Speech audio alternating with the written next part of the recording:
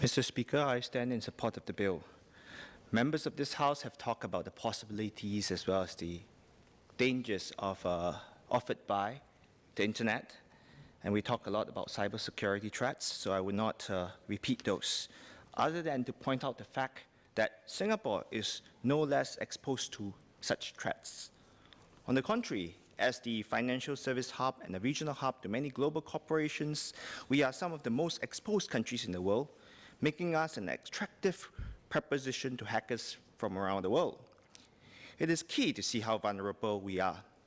In a survey done last year by security services provider Quant of 150 senior IT professionals from Singapore, Hong Kong, and Malaysia, it shows that 40% do not have an incident response plan when they are facing cyber attacks, and 67 of those who had those plans admitted to not practicing their incident response plan. This stands to impact our reputation, credibility, and position as a global corporate hub and as a regional e-commerce platform. As chair of ASEAN this year, Singapore has identified our aspiration to push for an ASEAN-wide e-commerce platform. For such an ambitious project and to protect our business hub status, we need to make sure we have a strong cybersecurity framework and regime. In this regard, I'm very supportive of this bill.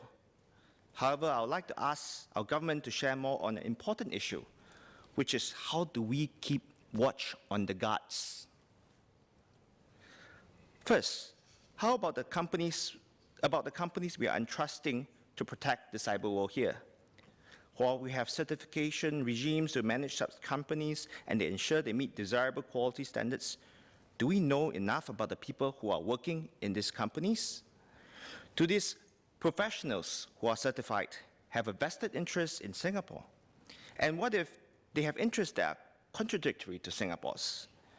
It is certainly not a stretch of imagination that we have foreign interests among our cybersecurity professions here who may leverage on their positions in having access to secret and confidential platforms.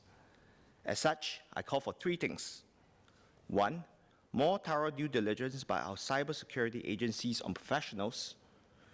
Two, re-examine the penalties for misuse of access to data, especially if the perpetrators are members of the cybersecurity industry who are supposed to guard industry. Three, create a certification system that favors cyber professionals who have a vested interest in Singapore.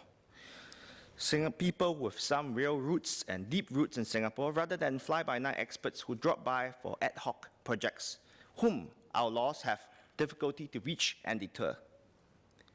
In addition, cybersecurity could be promoted as an engine of growth. Singapore has emerged as a trusted business hub because of our trusted regulation and our strict regulations, and because of our people's trusted reputation.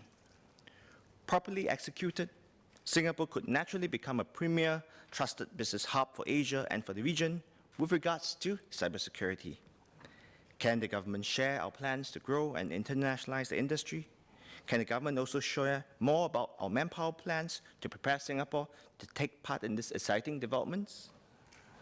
In conclusion, while this bill helped to create a strong cybersecurity regime for Singapore, we must also ensure we are not caught blindsided by any unforeseen circumstances. For doing so would be a risk that could prove very costly for Singaporeans in many ways. But if we get this right, it can also create many opportunities for Singapore. Thank you, Mr. Speaker. I fully support the bill.